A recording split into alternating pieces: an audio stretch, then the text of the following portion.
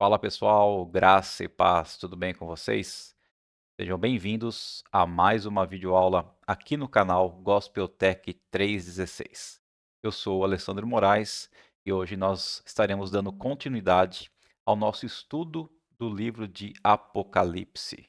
É o livro da revelação de Jesus Cristo, a revelação que Deus deu ao apóstolo João quando ele ainda estava lá exilado na ilha de Patmos, ok?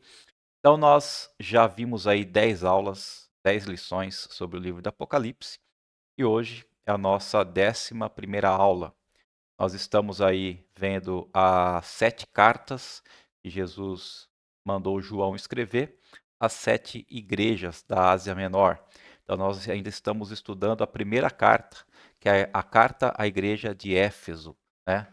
Na aula passada, na aula de número 10, nós vimos aí os versículos 1, 2, 3 e 6, né? Só para dar uma relembrada, só para dar uma recapitulada. Nós vimos aí que Jesus se apresenta à igreja de Éfeso como sendo o seu defensor, como sendo aquele que cuida, aquele que ama, aquele que detém a igreja em sua mão direita, aquele que guarda a igreja. E depois, na aula passada também, nós vimos aí alguns elogios de Jesus quanto à igreja de Éfeso. E aí a gente sempre tem que trazer, né, esses aprendizados da palavra de Deus, da Bíblia, para a nossa vida no dia de hoje. Então, dentre desses elogios, nós fizemos algumas comparações, né? Então, quais são esses 3 elogios que nós vimos na aula passada? Primeiro, nós vimos que a igreja de Éfeso é uma igreja que era fiel à doutrina, fiel à palavra de Deus, aos ensinamentos. Depois nós vimos que a igreja de Éfeso também ela era muito bem envolvida na obra de Deus, né? Na obra do reino de Deus. E por último, nós vimos aí que a igreja de Éfeso era uma igreja perseverante mesmo nas tribulações, mesmo nas dificuldades, ela era perseverante. Então, a gente tem que fazer o quê? Tem que pegar essas 3 características que Jesus elogiou a igreja de Éfeso e trazer para a nossa vida, né? Será que realmente nós estamos sendo fiel à doutrina? Será que nós estamos realmente fazendo a obra de Deus? Será que nós estamos sendo persistentes, perseverantes, mesmo nos momentos mais difíceis da nossa vida, momentos de tribulação? Ok? Então, esses foram os versículos que nós estudamos na aula passada, na aula número 10. E se você perdeu as outras aulas, né, estão todas gravadas, tá, na playlist. Você acessando o canal Gospel Tech 316, Alessandro Moraes, você se inscreve no canal, você vai ver que tem várias playlists lá, tá? Tem vários cursos que já estão gravados e no curso de Apocalipse, que é esse que nós estamos estudando atualmente, tem todas as aulas lá, ok? Então, nessa aula número 11, né, que é a aula de hoje, nós vamos ver aí uma continuidade dessa carta à igreja de Éfeso, ok? É o noivo andando ainda, né, no meio da igreja, e a gente sempre vai ver que o noivo que ele encoraja a igreja, ele às vezes repreende também e chama ao arrependimento, né? São as 3 características aí que nós podemos enxergar nessas 7 cartas às 7 igrejas da Ásia Menor. Bom, então vamos estar orando para nós darmos início à nossa aula de hoje. Querido Deus e amado Pai, nós te agradecemos, Senhor, pela tua grandeza, Senhor, pela tua majestade, porque tu és o Senhor dos senhores. Tu és o Alfa e o Ômega, o início e o fim, meu Deus. Tu és aquele que nos sustenta, Pai amado, a cada dia das nossas vidas. Tu és aquele que derrama sobre nós o teu perdão, o teu amor, tua graça, tua misericórdia. Tu és aquele, Senhor, que a cada dia quer, ó Pai amado, ter mais intimidade conosco, Senhor. Quer nos ensinar da tua doutrina, da tua palavra, sim, mas quer ter um relacionamento com nós, com a gente. Então, que o Senhor possa, Pai, a cada dia não desistir das nossas vidas e que nós, Senhor, possamos estar junto contigo. Nós possamos buscar a tua presença, nós possamos dedicar tempo, Senhor, a estar junto contigo em oração, em aprendizado da tua palavra, em práticas no dia a dia, enfim, Senhor. Senhor possa, nesse momento, nos ensinar mais um pouco da Tua vontade. Que nós te pedimos e agradecemos, ó Pai, em nome de Jesus Cristo. Amém. É isso aí, pessoal. Então vamos lá, né? A nossa lição de hoje, que é a número 11. E antes de nós começarmos aqui, propriamente dito, no nosso texto, aqui nossos slides, gostaria de estar relendo com vocês, tá? Esses versículos, né? Do capítulo 2 de Apocalipse, onde é a carta destinada à igreja de Éfeso. E aí, os versículos dizem assim: ao anjo da igreja em Éfeso, escreva: estas coisas diz aquele que conserva na mão direita as 7 estrelas e que anda no meio dos 7 candelabros de ouro. Conheço as obras que você realiza, tanto o seu esforço como a sua perseverança. Sei que você não pode suportar os maus e que pôs à prova os que se declaram apóstolos e não são, e descobriu que são mentirosos. Você tem perseverança e suportou provas por causa do meu nome sem esmorecer. Né? Então, esses 3 versículos nós estudamos aula passada. Agora, o quarto é o seguinte: tenho, porém, contra você o seguinte: você abandonou o seu primeiro amor. Lembre-se, pois, de onde você caiu. Arrependa-se e volte à prática das primeiras obras. Se você não se arrepender, irei até você e tirarei o seu candelabro do lugar dele. Aí o versículo 6 nós também estudamos aula passada. Mas você tem a seu favor o fato de que odeia as obras dos nicolaítas, as quais eu também odeio. E o 7, né, é para a aula de hoje. Quem tem ouvidos, ouça o que o Espírito diz às igrejas. Ao vencedor, darei o direito de se alimentar da árvore da vida, que se encontra no paraíso de Deus. Né?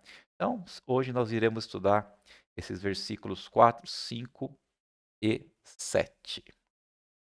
Bom, então, como nós vimos na aula passada que o noivo estava elogiando, né, a igreja de Éfeso, agora nós vamos ver aqui também que ele, o noivo, Jesus, ele vai repreender, né, a sua noiva. Por quê? Pelo esfriamento do seu amor. E vamos entender melhor o que é esfriar o amor para com Cristo. Bom, repetindo aí, né, o versículo 4 do capítulo 2 do Apocalipse diz o seguinte: tenho, porém, contra você, contra a igreja de Éfeso, o seguinte: você abandonou o seu primeiro amor. Então, a ortodoxia da igreja de Éfeso, o que é a ortodoxia?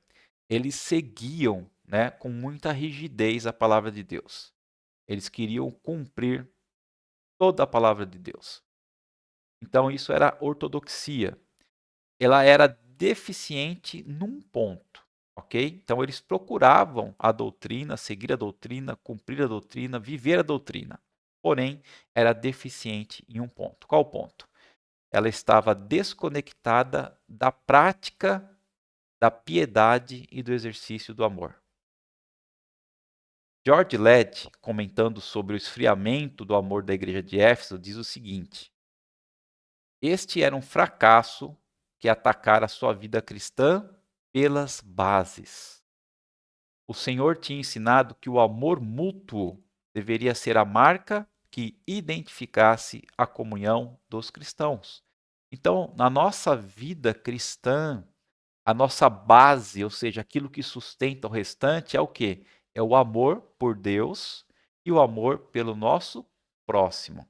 Então, essa base não pode se perder de jeito nenhum das nossas vidas.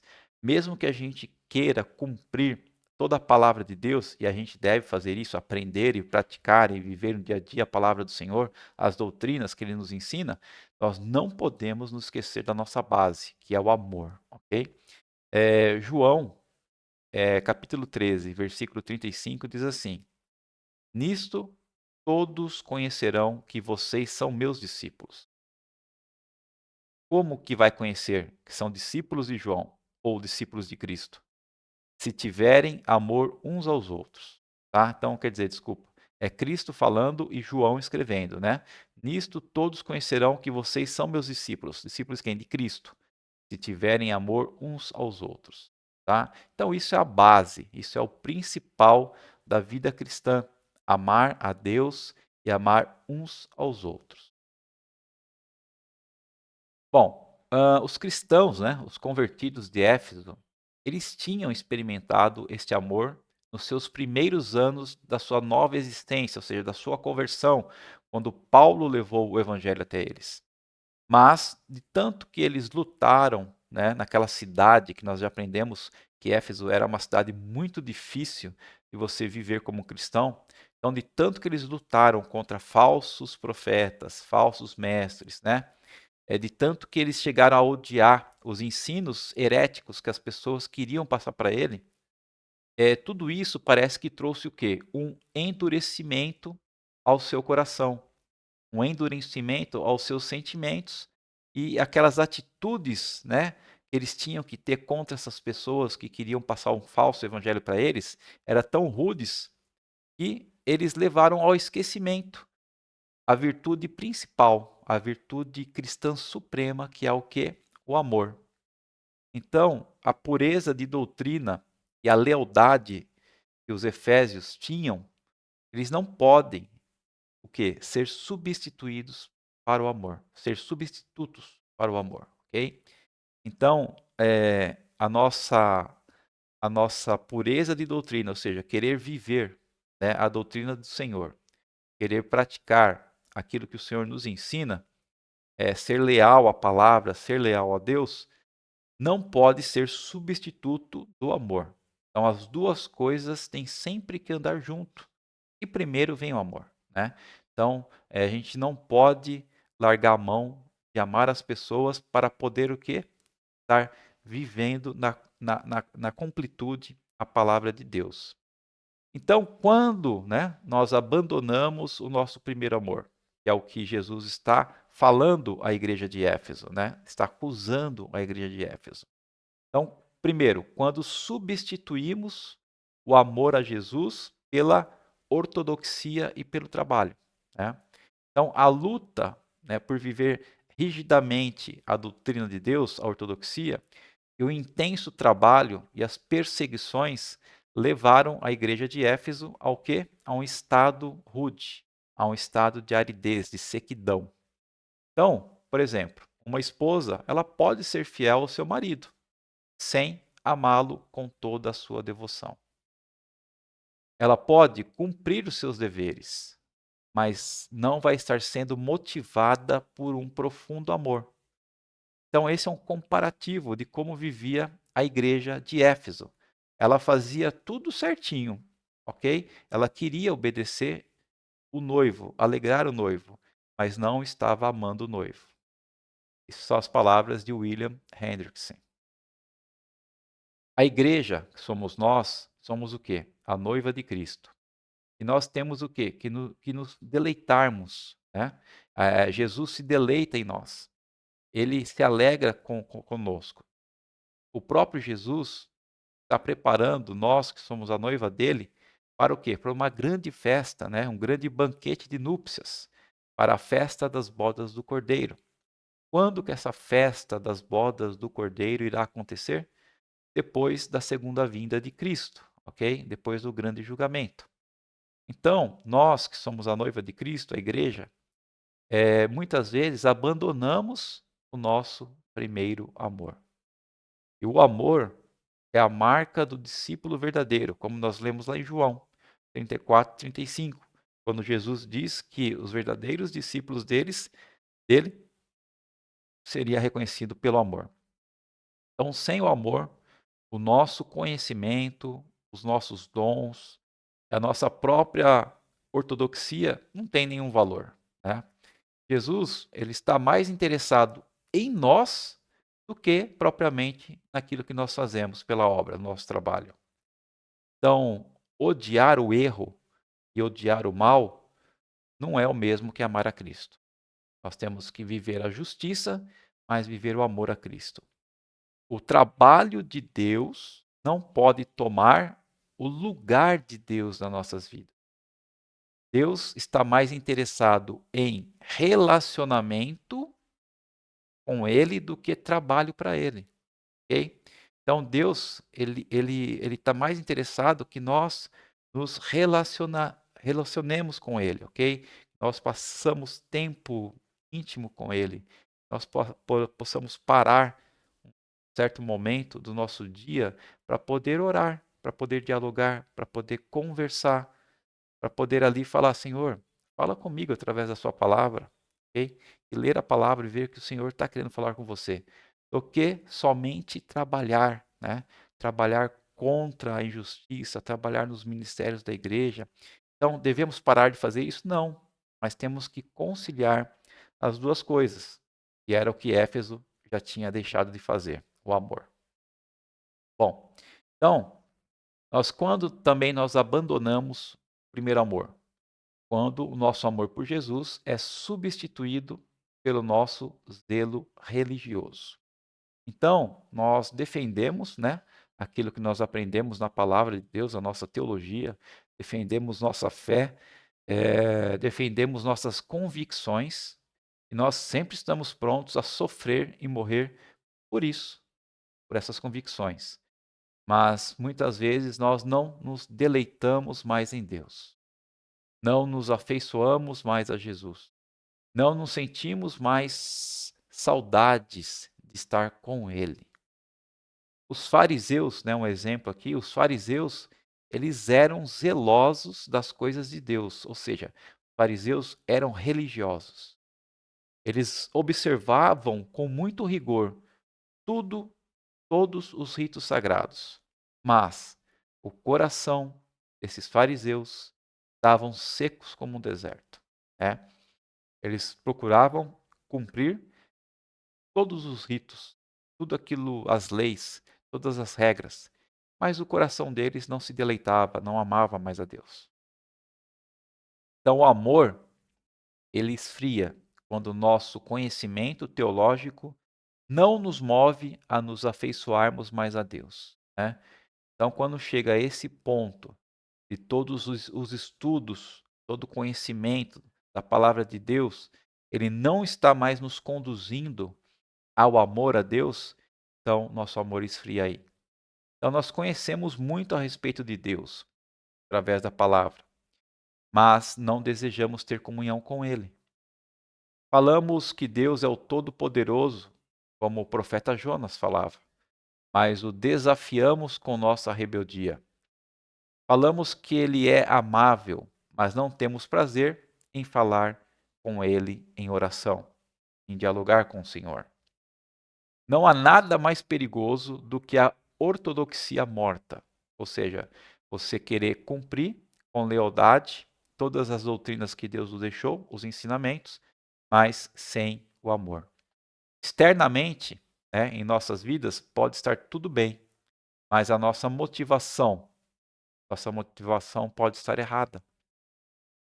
A máquina toda funciona, mas não é Cristo quem está no comando, não é Cristo quem está no centro das nossas vidas. O amor, a estrutura, é maior do que o amor a Jesus. Cristãos fiéis, mas sem amor. Cristãos ortodoxos, mas secos como um poste. Cristãos que conhecem a Bíblia, mas perderam o encanto por Jesus. Cristãos que sabem teologia, mas a verdade já não mais os comove. Cristãos que morrem em defesa da fé e atacam a heresia como escorpiões do deserto, mas não amam mais o Senhor com a mesma devoção. Cristãos que trabalham à exaustão, mas não contemplam o Senhor na beleza da sua santidade. Sofrem pelo Evangelho, mas não se deleitam no Evangelho. Combatem a heresia, mas não se deliciam na verdade, né? Então, queridos, a palavra de Deus, Deus deixou para nós conhecermos a Ele, e deixou para nós também como um manual da nossa vida, como regra da nossa vida.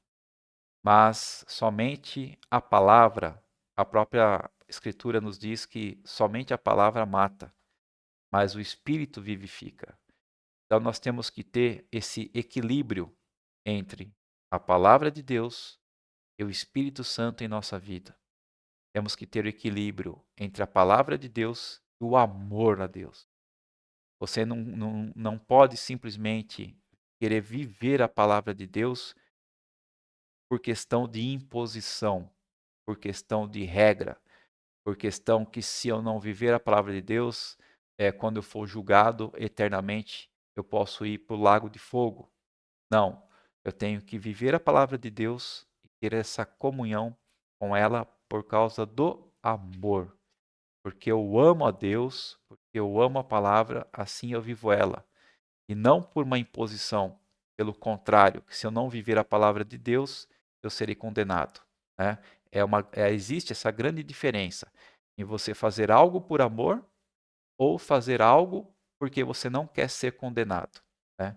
Então é isso que nós devemos olhar para nossas vidas e refletir se nós estamos realmente vivendo a palavra de Deus e se estamos, por qual motivação? Por amor a Cristo? Por amor a Jesus? Ou porque eu não quero ser condenado? Ok? Bom, nós ainda abandonamos o nosso primeiro amor quando examinamos as outras pessoas, né? Os outros, e não olhamos para dentro de nós mesmos. Então a igreja de Éfeso, ela examinava muito bem os outros, né? E era capaz de identificar até os falsos ensinos, os falsos profetas, mas estava esquecendo de olhar para si mesma. Ela tinha a doutrina, tinha a palavra, tinha aquilo que Jesus queria que nós vivêssemos, mas não tinha mais o amor. A igreja identifica o mal doutrinário dos outros, né? O que os outros estão vivendo errado, mas não identifica a frieza do amor em si mesma. Identifica a heresia nos outros, mas não a sua própria apatia espiritual, né? Então, Warren Eberts diz que a igreja de Éfeso estava tão ocupada com a separação do mundo, ou seja, de separar o que é de Deus e o que não é de Deus, que ela se esqueceu da adoração. A igreja de Éfeso tinha identificado o mal doutrinário nos outros, mas não a frieza em si mesma. Tinha identificado a heresia nos outros, mas não a falta de amor em si mesma. Tinha zelo pela ortodoxia, mas estava vazia da principal marca do cristianismo, que é o amor. Bom, então, nós vimos aí, nesse versículo 4, né, Cristo chamando a atenção de Éfeso, e ela tinha se esfriado, que ela tinha perdido o seu primeiro amor. E agora, nós vamos ver que, mesmo Jesus chamando a atenção de Éfeso, agora nos versículos 5 e 7, ele vai dar o quê? Uma nova chance. Uma chance de um novo recomeço, de arrepender-se. E aí os versículos 5 e 7 do capítulo 2 de Apocalipse diz assim: Lembrem-se, pois, de onde você caiu. Arrependa-se e volte à prática das primeiras obras. Se você não se arrepender, virei até você e tirarei o seu candelabro do lugar dele. Quem tem ouvidos, ouça o que o Espírito diz às igrejas.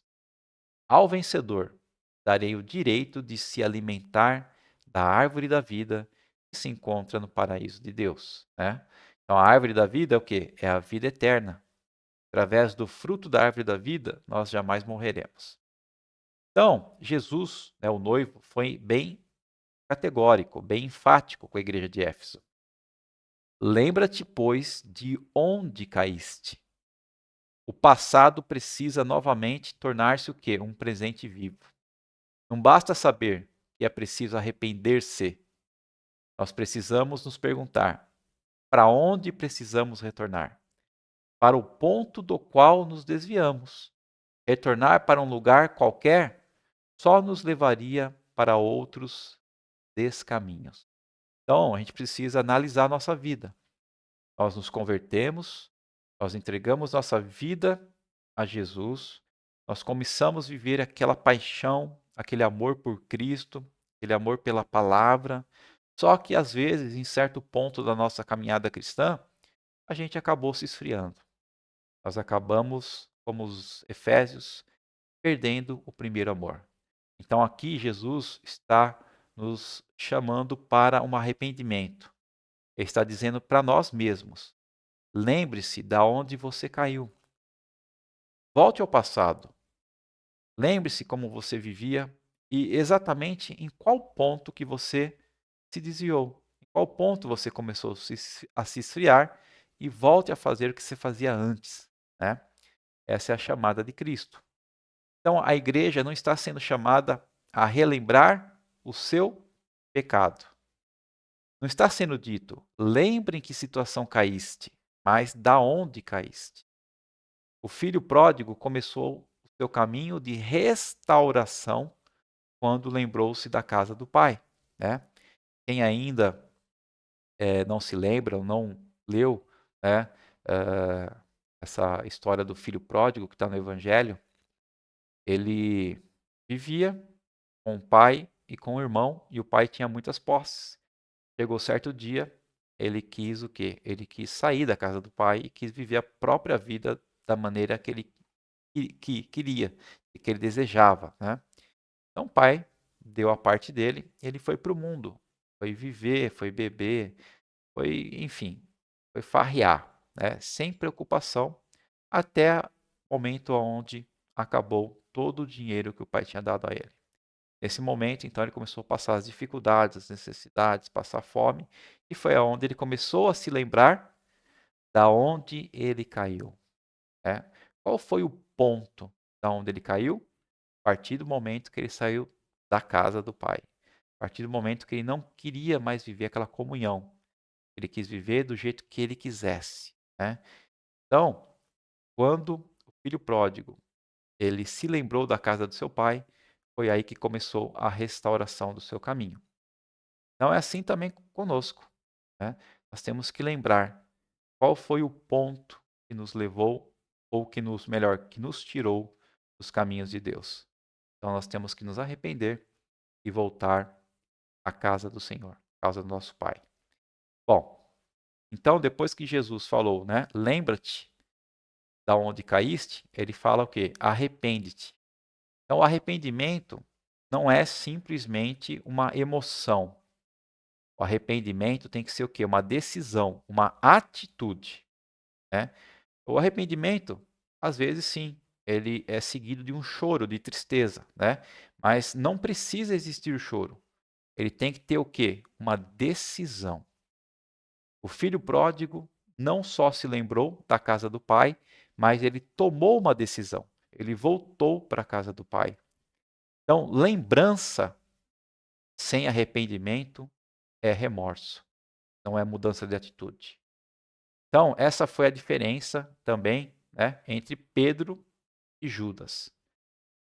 Pedro, ele fez o quê? Negou Cristo por 3 vezes. Foi uma traição. E Judas o traiu também, entregou Cristo. Arrepender-se é mudar a mente, é mudar a direção, é voltar-se para Deus, é deixar o pecado e é romper com o que está entristecendo o noivo, Cristo. Então Pedro depois se arrependeu, mas Judas não.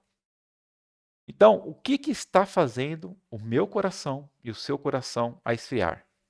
Temos que analisar isso, temos que olhar para dentro de nós e analisar o que está fazendo o nosso coração esfriar. A partir do momento que a gente localizar, nós temos o quê? Que deixar isso e nos arrepender, ou seja, tomar uma decisão, mudar de atitude. E continuando o versículo, finalmente Jesus diz: volte à prática das primeiras obras. Então, não é arrependimento e depois repetidamente arrependimento. Ou seja, nós nos arrependemos naquele momento, mas daqui a pouco voltamos a praticar essas obras que nos fez nos desviarmos do caminho de Deus, que nos fizeram cair da presença do Senhor, nos esfriar o nosso amor. Não, ela tem que ser o quê? Tem que ser arrependimento e depois o quê? Nós temos que demonstrar e ver os frutos desse arrependimento, né? Nós temos que voltar realmente a amar a Deus e não cair novamente. Então, ninguém se arrepende verdadeiramente de um pecado e o continua praticando. Então, se você está se arrependendo de uma coisa, mas daqui a pouco você volta a praticar esse erro, você não se arrependeu verdadeiramente. Quando uma pessoa se arrepende verdadeiramente, ela toma uma decisão, ela fala, não vou fazer mais isso, ela tem que não fazer mais, ok? E é isso que Jesus quer das nossas vidas. Quando a gente localiza um erro, quando a gente localiza um pecado em nós mesmos, Ele quer que nós tomemos uma decisão. Ele quer que nós nos arrependemos verdadeiramente e não voltamos mais a fazer aquele erro. Então é tempo de nós nos voltarmos para Jesus, né? Se nós nos afastamos dele, é sinal que nós estamos cada vez mais nos esfriando. Okay? Eu sempre uso uma ilustração, né?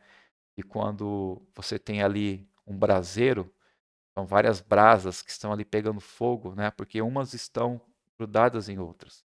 E a partir do momento que a gente pega um pedaço daquela brasa, né? Um pedaço ali do carvão da brasa e tira ela do meio do braseiro, coloca ela de lado, sozinha, isolada, ela aos poucos vai esfriando, né? Então nós temos o quê? Nós temos que voltar para Jesus, para estar no meio do braseiro e continuar queimando por Cristo.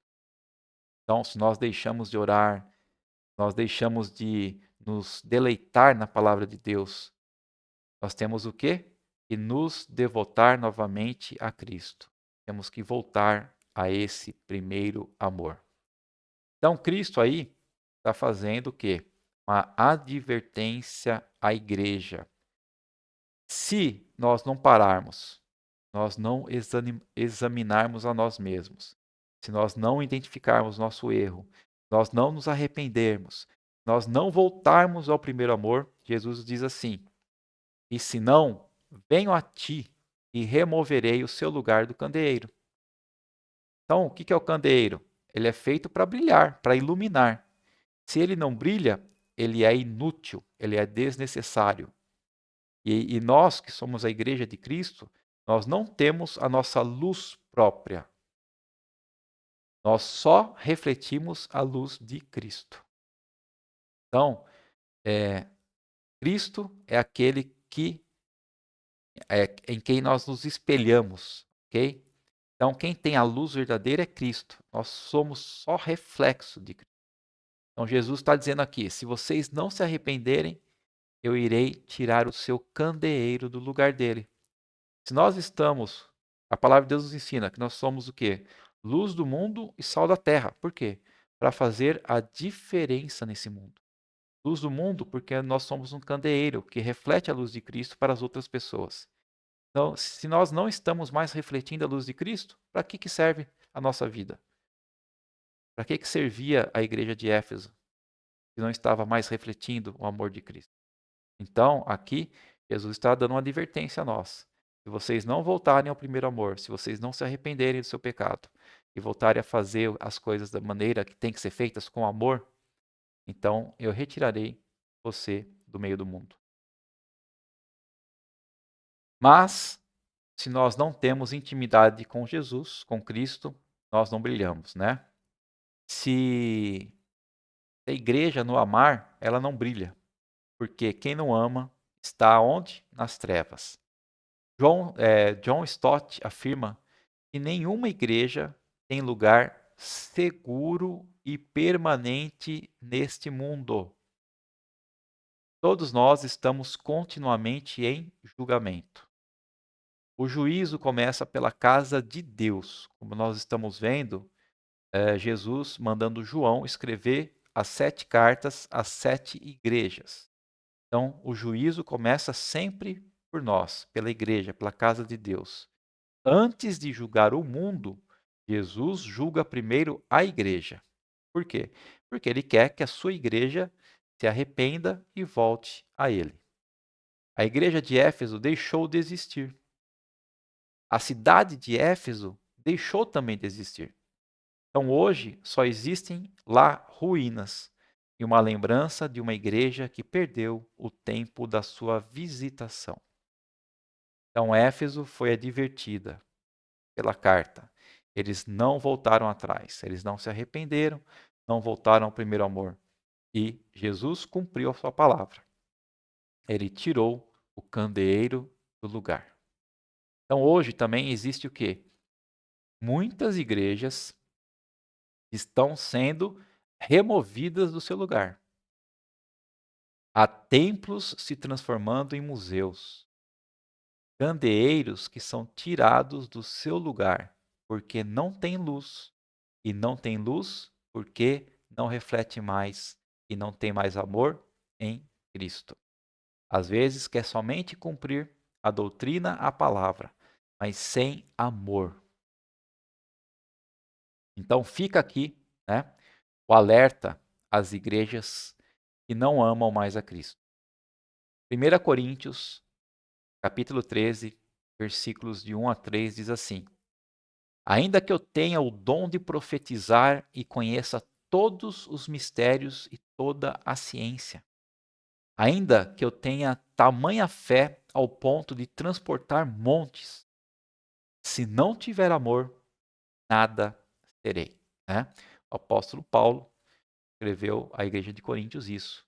Então, a igreja, mesmo que ela possa ter ali todos os ministérios proféticos, né, os dons, possa fazer um monte de coisa, tal, se não tiver o amor, não adianta nada. Então, graças a Deus, né, que no meio da igreja sempre tem o quê? Um remanescente fiel. Alguns que continuam amando a Cristo. Então, esses são os verdadeiros vencedores, né? Esses são aqueles que rejeitaram as comidas sacrificadas aos ídolos oferecidas pelos nicolaítas, mas agora se alimentam da árvore da vida, ou vão se alimentar da árvore da vida. A árvore da vida fala o quê? Da vida eterna, né? E o que é a vida eterna que nós aprendemos? Vida eterna é conhecer a Deus, e Deus é amor. Então, viver no paraíso e usufruir dos seus frutos significa comunhão clemente com o Senhor do paraíso. Então, a gente não pode viver somente no paraíso. Nós temos que viver lá porque temos comunhão com o Senhor do paraíso. Então, o céu, né? A característica de céu só é céu, porque lá é a casa de quem? Do nosso Pai, do nosso Deus Todo-Poderoso. E Deus é amor. Deus é justiça? Sim, mas Deus é amor. E lá, né, nesse paraíso, nessa vida eterna, nós vamos desfrutar desse amor pleno e abundante do nosso Jesus, do nosso noivo, do nosso Cristo. A recompensa do amor é mais amor quando nós tivermos a perfeita comunhão lá nesse céu. Então, e você, né, e eu, tenhamos ouvidos para ouvir a voz do Espírito. Que você e eu possamos não somente aprender e a praticar a palavra de Deus no dia a dia, mas que possamos amar a Deus sobre todas as coisas e o nosso próximo como a nós mesmos. E jamais a gente venha julgar, condenar nosso próximo sem primeiro olhar para dentro de nós e sem primeiro balancear o amor, ok? Então essa, querido, foi a nossa lição de hoje, né? Nós terminamos aqui a primeira carta, que é a carta à igreja de Éfeso. E eu não sei se eu vou conseguir gravar na semana que vem outra aula, né? Estarei saindo de férias com a família. E aí, se eu não conseguir gravar, nós retornamos aí no mês de agosto, ok? Você ficou comigo até agora, agradeço. Espero que você tenha aprendido um pouco mais da palavra do Senhor. Não esqueça de deixar o seu like no vídeo e principalmente compartilhar com outras pessoas, né? Porque o nosso objetivo principal aqui é ensinar a palavra de Deus, a mensagem, né? As boas novas do Evangelho para o maior número de pessoas. Vamos orar finalizando? Querido Deus e amado Pai, nós te agradecemos por esse momento tão especial, poder estar aprendendo mais a Tua palavra. Mas que, assim como essa lição nos ensinou hoje, ó Pai, que a gente possa, além de viver e praticar a Tua palavra, viver e praticá-la com amor. Que o amor a Ti e o amor ao próximo seja sempre a nossa base, Senhor. aquilo que nos sustenta.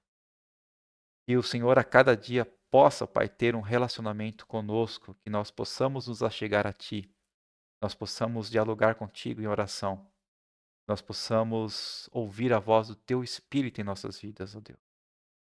Pai, que o Senhor também nos continue nos abençoando, nos protegendo, nos guardando, livrando de todo mal, nos sustentando, ó Pai, a cada dia das nossas vidas. E a cada dia nós possamos viver com a segurança que o Senhor é o nosso Deus Todo-Poderoso e que um dia nós viveremos esse amor incompleto lá no céu, Pai amado, ou aqui na terra, mas com a Tua presença em nossas vidas para sempre. Obrigado por tudo, ó Pai. É que nós te pedimos e agradecemos em nome de Jesus Cristo. Amém. É isso aí, pessoal. Um grande beijo, um grande abraço para todos e até a próxima, se assim o Senhor nos permitir.